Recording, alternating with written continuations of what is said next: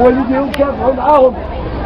كاين اللي باع الميكا، كاين اللي دخل ما باع باش يقري ولده باش يوصلوا تولي عنده واحد الشهاده، لان حنا المغاربه كنعرفوا والدينا كيشوفوا في ولادهم على اساس انه بحال شي مشروع، وبالاخير كيترمى امام البرلمان وفي الساحات العموميه كيطالب بابسط حق ديالو في العيش هو الشغل.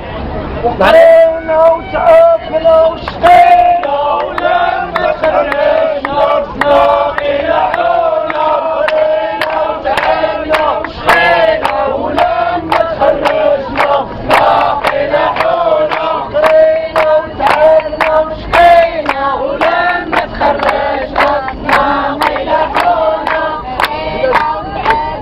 كيف كنعيشوا من شحال هادي كنعرفوا ان هذا المغرب دابا اللي كيقولوا المغرب جديد، المغرب ديال السلم الاجتماعي، المغرب ديال التوافق وعليو عندنا بالشعارات كنلقاو نفس الحاله هي الفوسفات اللي باقي كيتنهب، الحوت اللي عندنا والخيرات ديالنا اللي كاينه في البحر باقي هي كتنهب، الماء والضوء ديالنا وجميع المؤسسات اللي هي شاده العصا ديال البلاد عاطينها لبرا كتنهب فيها.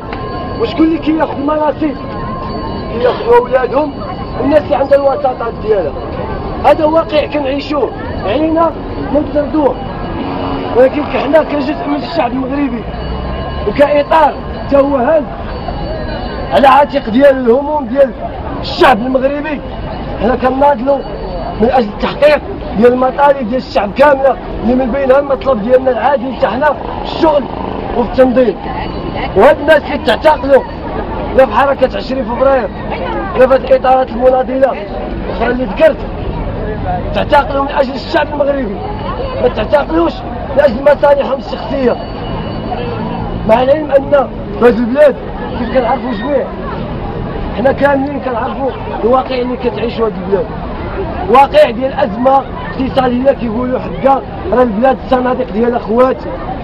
رئيس الحكومه راه كتسمعوا شنو كيقول، عفى الله عما سلف واللي بغى الخدمه الله يجيب، عفى الله عما سلف اللي نهبوا البلاد، عفى الله عما سلف اللي خواو الصناديق، عفى الله عما سلف اللي بناو قصور على ظهر هذا الشعب، والناس اللي كتجاني هذا الشعب الله يجيب. راه كاينين الناس مظلومين، كاين اللي شافوا غير خبزه، كاين اللي شافوا غير باش يكسبوا، كاين اللي ما عرفوش الشعب يعني هما يخويو الصناديق، حنا الشعب زيادات علينا باش حنا نعمروا الصناديق. هما زادوا عندنا في المازوت، زادوا عندنا في ليسانس، هما قريب يزيدوا قال لك عاوتاني في الخبز، قريب يزيدوا في القمح، وبلاصه ما يستوردوا القمح يستوردوا الالات ديال القمح. البلاد كنقولوا عايشه في ازمه، شنو ما كديروا